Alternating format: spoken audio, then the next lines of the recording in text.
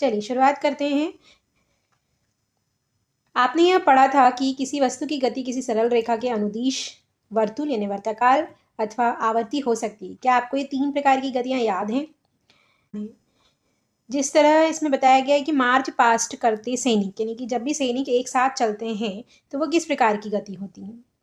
वह सरल रेखा गति होती है।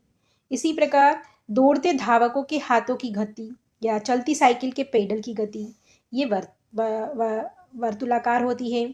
सूर्य के चारों ओर जो पृथ्वी चक्कर लगा रही है वो किस प्रकार की गति है, उसके बारे में हमें यहाँ बताना है। हमारा सामान्य अनुभव है कि कोई वस्तु की गति कुछ की मंद होती है और कुछ की तीव्र होती है। मंद या तीव्र का मतलब होता है स्लो एंड फास्ट, जहाँ हम जानते हैं कि वाहन की तुलना में अधिक तीव्र गति करते हैं। यहाँ तक कि एक ही वाहन विभिन्न समयों पर तीव्र अथवा मंद गति करता है। सरल रेखीय पथ के अनुदिश गति करने वाली 10 वस्तु की सूची बनाना है। इन वस्तु को गति को 2 वर्गों में बांटना है, एक तो मंद और तीव्र। आप यह कैसे सुनिश्चित करेंगे कि कोई गति धीरे है वस्तु की और कोई गति तीव्र है? यदि सड़क पर कई वाहन एक ही दिशा में गति कर रहे हैं तो हम यह सरलता से बता सकते हैं कि इनमें से कौन सा वाहन अन्य की तुलना में तीव्र है। हम सड़क पर चलने वाले वाहनों की गति को देख सकते हैं। 9.1 क्रियाकलाप में हमको बताया गया है कि किस तरह से कोई गति तीव्र और मंद हमें महसूस होती है। उदाहरण के लिए आप अपने मित्र को विदा करते समय बस अड्डे पर जा रहे हैं। मान लीजिए आप बस के चलते ही अपनी साइकिल के पेडल मारने लगते हैं। 5 मिनट के बाद आपके द्वारा चली गई दूरी बस द्वारा चली गई दूरी से काफ़ी कम होगी। क्या आप यह तब कहेंगे कि बस साइकिल से तीव्र गति कर रही है? इसी प्रकार चाल की बात करते हैं। 9.2 में हमने चाल के बारे में देखा। कदाचित जो चाल शब्द है वो ऊपर दिए गए चीज़ों से संबंधित है। समय में किसी भी समय में दिए गए अधिक दूरी को किस तरीके से तय की गई है।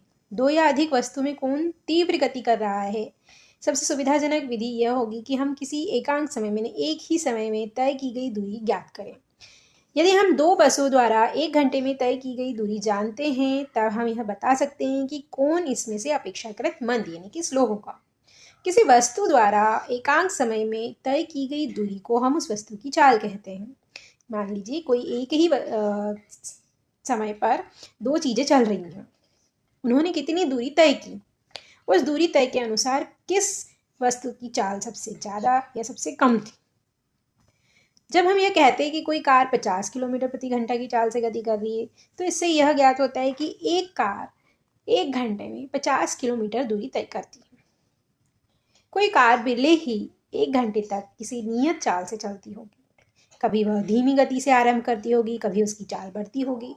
तो यह कह सकते हैं कि किसी भी कार की चाल 50 किलोमीटर प्रति घंटा है। तो प्राय हम केवल कार द्वारा 1 घंटे में तय की गई दूरी पर ही विचार करते हैं। हम इसकी चिंता नहीं करते हैं कि 1 घंटे की अवधि में कार नियत चाल से चलती रही या नहीं। वास्तव में यह परिकलित की गई चाल कार की औसत चाल है। इस पुस्तक में हम औसत चाल के लिए चाल शब्द का ही उपयोग करेंगे।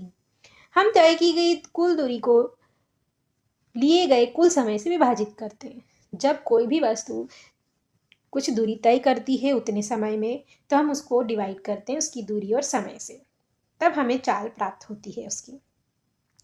इसी तरह हमने देखा कि गति मंद और तीव्र होती है और चाल दूरी पर ली गई एकांक समय में तय की गई दूरी है। हमारे पूर्वजों ने देखा है कि प्रकृति में बहुत सी घटनाएं निश्चित अंतरालों के पश्चात स्वयं दोहराती है। उदाहरण के लिए उन्होंने पाया कि सूर्य प्रतिदिन प्रातः उदय होता है। एक सूर्योदय से अगले सूर्योदय के बीच समय को एक दिन कहा गया है। इसी प्रकार एक अमावस्या यानी नवचंद्र से अगली अमावस्या के बीच के समय की माप माह के रूप में की गई है। एक वर्ष उस समय के लिए नियत किया गया है जितने समय में पृथ्वी सूर्य की एक परिक्रमा पूरी करती है। प्राय हमें एक दिन से काफ़ी छोटे समय अंतरालों को मापने की भी आवश्यकता पड़ती है। संभवतः समय मापने की सबसे सामान्य युक्ति घड़ी है। क्या आप कभी यह जानने की कोशिश की है कि घड़ियां समय कैसे मापती हैं? घड़ियों की कार्यविधि काफ़ी जटिल होती है, परंतु सभी घड़ियों में आवृत्ति गति का उपयोग किया जाता है। आवृत्ति यानी कि कोई भी वस्तु जब अपने ही पॉइंट से चलकर वापस उसी बिंदु पर पहुंच जाती है तो हम उसे आवृत्ति कहते हैं। हम आवृत्ति के बारे में और आगे पढ़ेंगे। फिलहाल हम यहाँ समय की माप के बारे में बात कर रहे हैं। यदि आपके पास घड़ी नहीं है तो आप यह कैसे पता करेंगे कि समय कितना हुआ है? समय की माप से हमारा तात्पर्य काल अंतराल की माप से। बोलचाल में हम समय मापने के लिए किसी घड़ी के उपयोग के बारे में चर्चा करते हैं, तब हमारा अभिप्राय काल अंतराल का मापन ही होता है। सरल लोलक की बात करें तो सरल लोलक धातु के छोटे गोले पत्थर के टुकड़े को किसी स्ट्रेन से धागे द्वारा निलंबित करके बनाया जाता है। धातु के गोले को लोलक या गोलक कहते हैं। इस बारे में हम और आगे को विस्तार से पढ़ेंगे। आवृत्ति और दोलन यानी कि यहाँ पर जिस तरीके से ए और बी में चित्र बताया गया है कि यह किस तरीके से ए से बी और बी से ए में आने से पहले ओ से होता हुआ गुजरता है, यह एक दोलन आवृत्ति है। जबकि चित्र ए में सिर्फ एक सरल टंगा हुआ लोलक है जो सिंपल तरीके से गति अभी नहीं कर रहा है। आगे हम बढ़ते हैं। यहाँ पर हम आवर्तकाल के बारे में पढ़ेंगे। आवर्तकाल जो होता है किसी भी वस्तु का एक दोलन पूरा करने में जो समय लगा है, यानी कि यहाँ हमने देखा कि ए से बी और बी से ए में जाने पर उसे जितना समय लगता है वह उसका आवर्तकाल कहलाता है। समय तथा चाल की मात्रक की बात करें तो समय का मूल मात्रक सेकंड है। इसका प्रतीक हम एस है जानते हैं। समय के बड़े मात्रक मिनट या घंटा होते हैं। आप पहले ही जानते हैं कि मात्रक किस प्रकार एक दूसरे से संबंधित हैं। चाल दूरी बटा समय इसका फॉर्मूला है और इसका मात्रक मीटर बटा समय। बूझो कुछ उत्सुक है, एक दिन में कितने सेकंड, कितने घंटे, कितने वर्ष होते हैं? क्या आप इसका अनुमान लगा सकते हैं? यहाँ एक हमें ब्लॉक में कुछ जानकारी दी गई है। किसी दिए गए लोलक का आवर्तकाल नियत होता है। आपने सुप्रसिद्ध गैलीलियो के बारे में सुना होगा। एक बार गैलीलियो गिरजाघर में बैठे थे। उन्होंने देखा कि छत से जंजीर द्वारा लटका कोई लैंप एक ओर से दूसरी ओर धीमी गति कर रहा है। उन्हें यह पाकर आश्चर्य हुआ कि लैंप के एक दोलन पूरा करने के अंतराल में उनकी नब्ज यानी कि धड़कन की संख्या हर बार समान होती है। गैलीलियो ने अपने परीक्षण को सत्यापित करने के लिए विभिन्न लोलकों के साथ प्रयोग किया। उन्होंने पाया कि किसी दी गई लंबाई का लोलक सदैव एक दोलन पूर्ण करने समय उतना ही समय लेता है। घड़ियों के विकास को एक नई दिशा में प्रदान करी। कमानी युक्त घड़ियां, कलाई की घड़ियां, अनेक प्रकार की घड़ियां आज हम देखते हैं। ये चित्र में कुछ अलग अलग तरीके की घड़ियां हैं जो आज से पहले उपयोग की गई हैं। चाल मापना, समय तथा दूरी कैसे मापें? यह सीखने के बाद आप किसी वस्तु की चाल परिकलित यानी कि उसको पता कर सकते हैं। पहेली इसी बारे में सोच रही है।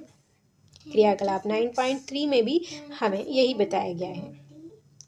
इसी प्रकार हमें एक और जानकारी प्राप्त होती है। यहाँ पर घड़ियों द्वारा मापा जा सकने वाला सबसे कम समय अंतराल 1 सेकंड है। तथापि अब ऐसी विशिष्ट घड़ियां उपलब्ध हैं जो 1 सेकंड से छोटे समय अंतरालों को माप सकती हैं। इनमें से कुछ घड़ियां 1 सेकंड के 10 लाखवें भाग या कि 1 अरबवें भाग तक के समय अंतराल माप सकती हैं। आपने माइक्रो सेकेंड तथा नैनो सेकेंड जैसे शब्द सुने होंगे। एक माइक्रो सेकेंड का 10 लाखवां भाग होता है। एक नैनो सेकेंड का 1 अरबवां भाग होता है। इतने छोटे समय अंतराल को जो घड़ियां मापती हैं उनका उपयोग वैज्ञानिक अनुसंधान के लिए किया जाता है।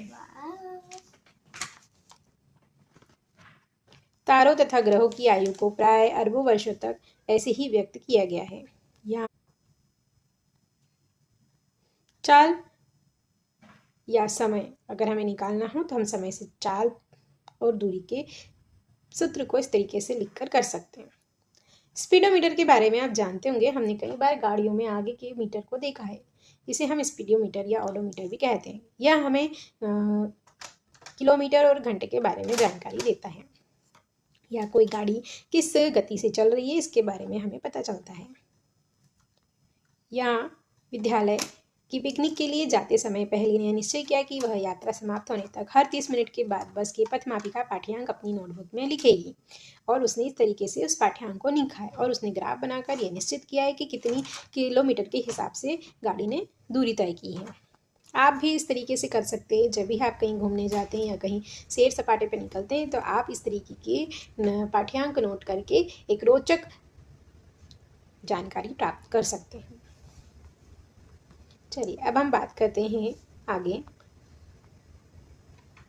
ग्राफ के बारे में। ग्राफ जब भी हमें बनाना होता है तो हम उन दो वस्तुओं के बीच में खींचते हैं जहां हमें एक के बारे में ज्ञात होता है और दूसरी की स्थिति हम निकालते हैं। जिस तरीके से पहली ने अपना पाठ्यांक नोट करके उस दूरी बिंदु को लिखा है, उस आधार पर उसने इस ग्राफ को बनाया है।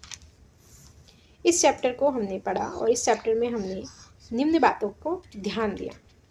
सबसे पहली बात, चाल क्या होती है, सरल लोलक क्या होता है, दोलन क्या होता है, आवर्तकाल क्या होता है, एक समान गति में अंतर और समय का मात्रक। आप मुझे ज़रूर बताएं आपको ये चैप्टर पढ़ने में कितना मज़ा आया।